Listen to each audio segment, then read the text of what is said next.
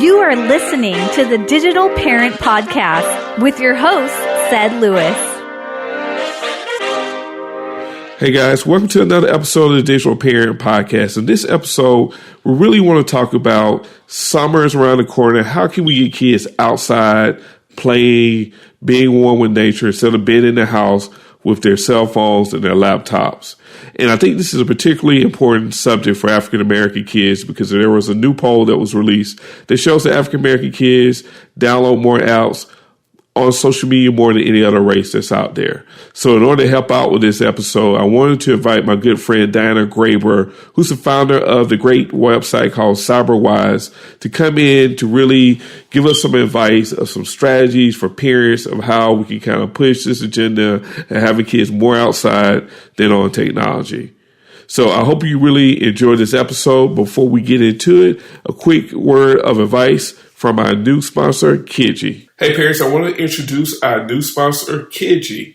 Kidgy is a parental control application that allows parents to remotely monitor online activity, including calls, text messages, apps such as Snapchat, Kik, Tinder, and your child's current GPS location. And it also has a great panic button for emergency. All information collected by Kidgy is sent to parents in a very user-friendly custom report. Kidgy is a one-of-a-kind family assistant that allows parents to save time when dealing with kids' smartphone usage. The app manages kids' online activities so parents don't need to spend any time surfing their kids' browsers or monitoring social media usage. So please go to Kidgy.com, that's KIDGY.com,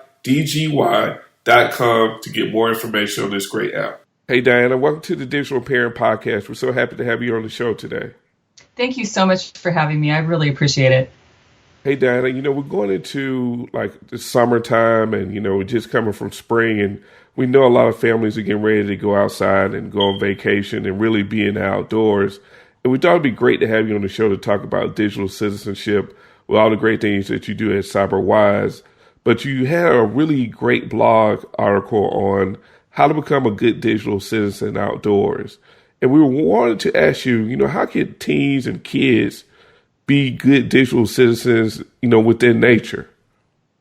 Well, thanks for asking about that. That was actually a blog post that I worked on, I think 2 years ago with a good friend of mine who has a company that gets kids outside. And she and I are both big outdoor advocates. And it was really troublesome to us to see children, outside on a beautiful day, gazing down at their smartphones. And it's really not a child's fault because our phones are designed to be super, catch our attention and not let us go. And, when you're an impressionable child, that is a very powerful thing. So we started talking about what is the etiquette of being a digital citizenship outside and how can we teach that to children? And so that's really where the blog post came out of. And, it's not that technology is bad, but it has a time and a place. And we want kids to understand that when they go outside, to try to enjoy the moment. And if there's something they're interested in or want to research, maybe do it when they get back home. And so that's why we put those guidelines together. So what are some constructive ways kids can use their devices, while they're outside, if they have to take the devices outside? If you want my honest opinion and my knee-jerk reaction to that, I wish kids wouldn't take their devices outside, especially young kids, because I think that up until about 11 or 12 years old, it's really great for a kid to be a kid, and there's so much benefit of, play and face-to-face interaction, and everything you learned in kindergarten is what helps you later in life. So, number one, I'm a huge advocate for just social emotional skills outdoors with real people and real experiences.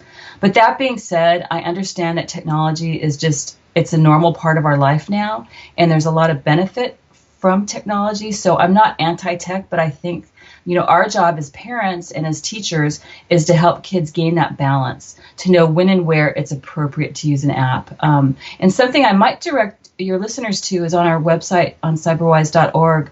We actually put together a list of some really great apps that help kids learn how to do that balance between outdoors and indoors. And they're really great ways for kids to learn how to some things about the outdoors. For example, there's an app called Disneyland or Disney Nature Explorer. And it encourages kids to go outside, play in nature, and have fun so they can go on a nature hunt in their backyard and learn more about the insects they see. So there are some really great apps that help kids marry that outdoor activity with doing something on their phone. Yeah, and I saw that app on your site. I think that's an outstanding app, especially when it comes to taking pictures of different things you may see in nature. I guess for the parents, the hard part would be you have to probably set some really strong guidelines because, if you're going to tell the kid, okay, you can bring your device when we go outdoors, and then you tell them, well, you can only use this app, and then I got to take it back up. You can't get on Instagram or Facebook. That's where the challenge may become. So it probably behoove the parent to really set that expectation before you leave the house of how and why, those devices will be used if they take it outside. Yeah, I totally agree. The thing I've learned working with kids is that kids like boundaries. That's our job as adults because they don't have the cognitive capacities to set boundaries for themselves yet. That's sort of what it means to be a kid. And so that's, I think, where we get stuck sometimes with technologies because we can give a kid a device and then we feel a little bit bad about saying, okay, it goes on at this time, off at that time, it gets put away at this time, you can have it out at that time. And, I think we have to remember that that's what kids are looking to us for. And when we set their boundaries when they're young, that teaches them how to set their own boundaries as they get older. So, Diane, let me ask you a question. Professionally, with your site, CyberWise, how do you teach parents to have that balance? Because you know how it starts out. Us as parents, we give our kids technology at a young age. It's kind of like a baby, our second, nanny for us, our digital nanny. In other words, to kind of pacify the child for a period of time. And then when they get a little bit older, we try to put those boundaries in. And then that's where the conflict may come in place. How can they start at an early age, meaning parents, to really set those good boundaries with kids and technology?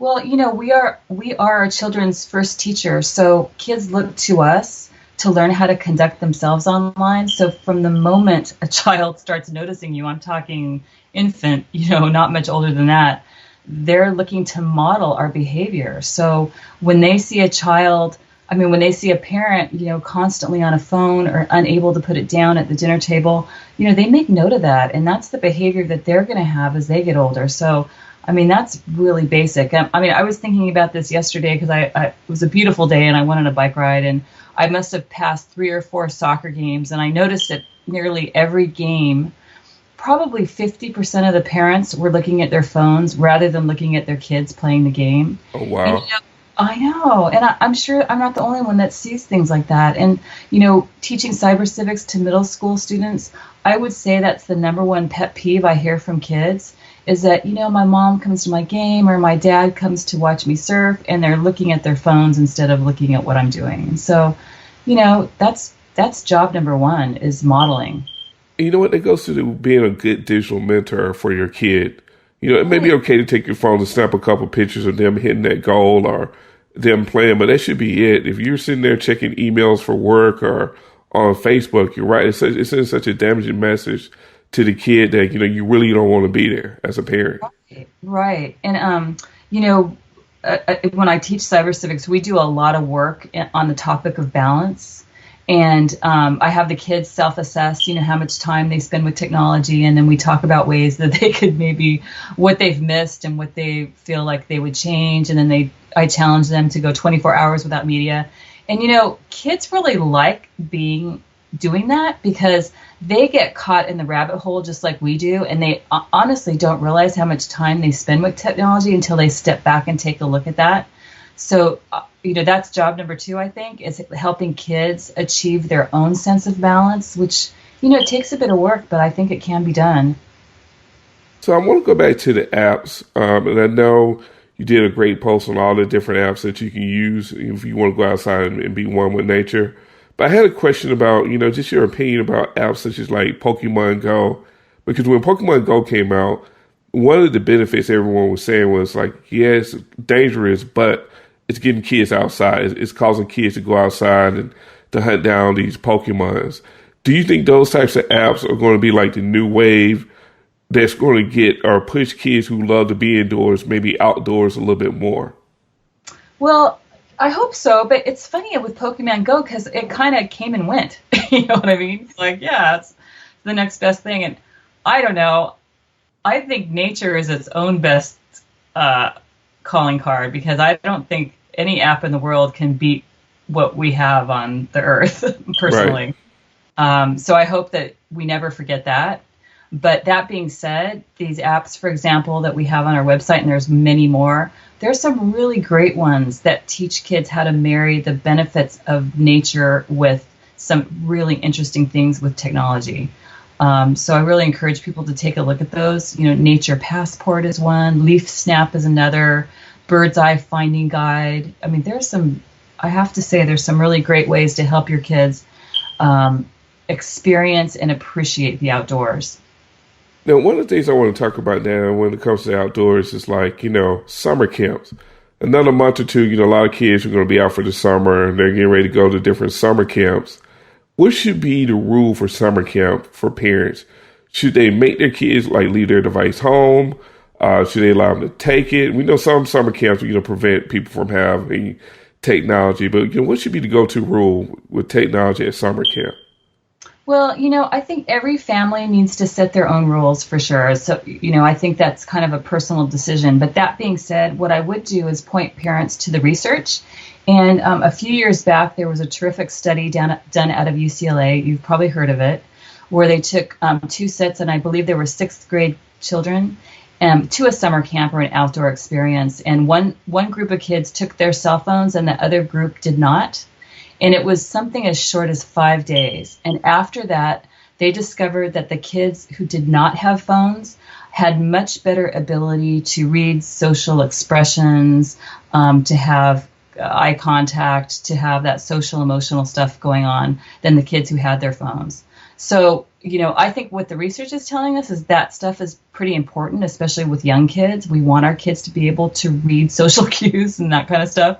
And so, were I a parent and I saw that research, I would determine that it was to my child's benefit to maybe develop those social emotional skills away from their technology for that short period of time that they're in a summer camp. I think you're right. Summer camp is one of the few places that forces you to develop social skills. So usually you go into a camp where you may not know anyone at camp. You're kind of like a loner. It forces you to make friends and to communicate with other kids from different backgrounds, different, geographical areas. So there is tremendous benefit for you, not having that connection back to your home, back to your environment. Right. And I think, sometimes we forget that social emotional skills are really essential to digital literacy skills, because everything we do online requires us to sort of have empathy and to do ethical thinking and to know about the other. All that stuff is developed offline first. And when kids have really good social emotional skills, they're great digital citizens because they've practiced that in real life. And then they bring those wonderful skills to the online world where they start being kind to one another and they're critical about what they say to one another. And they understand that some words can hurt and all that stuff that we want our kids to do and think about when they use technology. Now, what do you think about families who are going on summer vacation? Should they have the same rules? Should they make the kids leave the phones, at the hotel room? If you go into Disney World or Disneyland, if you're in California, is it best to kind of leave those devices at the hotel and then when you get back on the devices? That's such a hard question to answer because, it's such a broad spectrum of ages. It depends if your child's 2 or 16, really, right. Your decision. And then I think about my own family, as much as I would love to have had my kids leave the cell phones at home when we were at Disneyland, there's some great apps that Disney has, like Mouse Wait, where it tells you how long the wait is at each ride. Right. So, sometimes they're handy in an instant like that, and I'm sure almost every outdoor park probably has something similar to that. So again, it's teaching your kids that balance. When is it appropriate to pull the phone out? Is it applicable to what you're experiencing? And when is it not appropriate? So, it's a work in progress with wherever you are, whatever your family's ages are, and whatever you're doing. I think you're right. Our family, we have a one phone rule. So we have one phone to use apps for, just like you're saying with Mickey Mouse, or to take pictures. And that's the go-to phone for everyone. I think that's really smart because, again, it's contextual depending on where you are, and it's dependent on your child's ages. And really, every family's different, and every situation is different. Right. It's all about balance, right? It is. It really is. And speaking of balance, I guess one last question I want to ask you, because you guys do so much work with the schools and teaching citizenship. We know a lot of schools are going to like one-to-one programs in the classroom where kids are having devices. They're going to be on take 24/7. Is there a concern that, kids are going to lose, that emotional connection that we're talking about? Because now you're going to be on your device almost all day long in the classroom. Yeah, that's a really important topic because we know that kids are already spending more time with devices than they are in school or with their families. And now that schools are putting kids behind a device, that's going to go even higher. So, we have that program called Cyber Civics. That's the middle school digital literacy curriculum. And we are at some schools that are one-to-one schools. And the reason they bring our program in is because it's taught offline in the classroom face-to-face. So it allows kids to learn those digital literacy skills, with real people, and then take those skills online. And I think that's really important to take a step back and make sure our kids know, how powerful the device is, that there's a real person on the other side, what to do if they experience cyberbullying, what to do if they see sexting. I mean, all of those things are really important skills, and you don't need to be behind a screen in order to learn them. That's great. And what has been the feedback from the schools around the curriculum? Well, I mean, it's grown really fast. This is really the first year that I've had all 3 years online available for other schools, and we're now in 25 states, which is a pretty fast growth for 1 year, I think. But what's interesting to me is the broad spectrum of schools. When we started Cyber Civics here in California, it was at a public charter school, a Waldorf school, which is a whole nother story because you would think those schools, don't normally embrace technology, but they really have. Right. Because of the fact that it's taught, face-to-face. And so it's now spread to private schools, Catholic schools, Montessori schools, and public schools. So what that tells me is this is a need that really crosses the spectrum, socioeconomic spectrum as well. Kids really need these basic skills in order to be great digital citizens online. One of the questions I have is that you're right. You see the Montessori schools, you see other private schools really take to digital citizenship, right? Because I guess there's an investment parents are putting into their kids' education.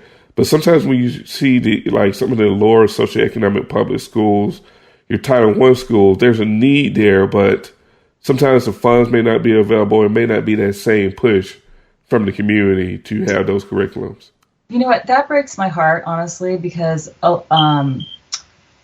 there was a study that just came out this week. You probably saw it, but they found that digital cell phone use is highest amongst Black children. Did you see that yesterday? Yeah, it's been that way forever. I know Pew did a research maybe about 3 years ago, said the same thing. African-American kids, Latino kids had the highest use of cell phones.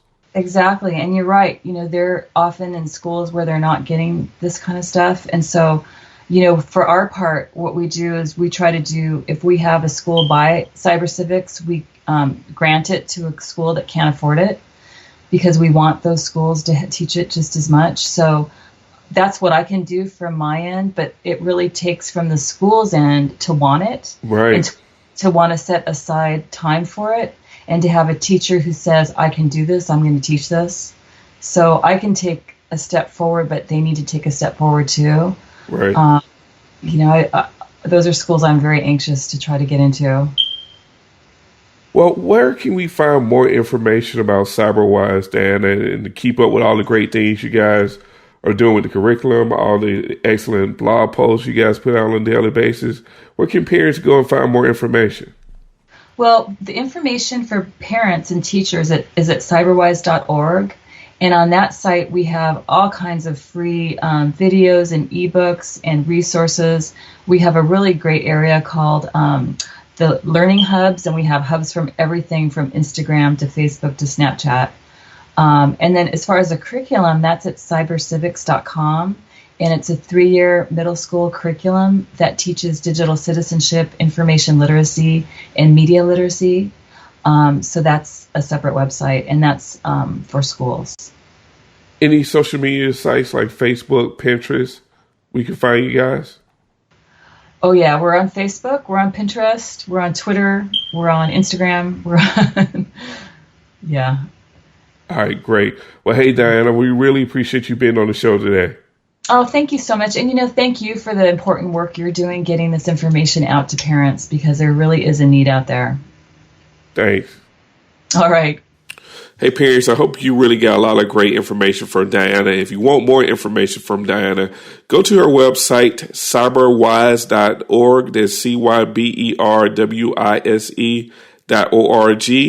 And you can also go to her website, cybercivics.com. That's cyber civics, civics.com if you're an educator and you want that curriculum. And also for all my loyal listeners, I'm pleased to announce we just released our Udemy course on Twitter on how to use Twitter to land college scholarships. I give you a lot of tips, hacks to really, really land a scholarship just by using Twitter. So make sure you go to Udemy and put in Twitter and scholarship. That will come up under my name, Secretary Lewis. I hope you get it as soon as possible. And as always, please go to iTunes and rate this show and let us know what you think. Until the next time.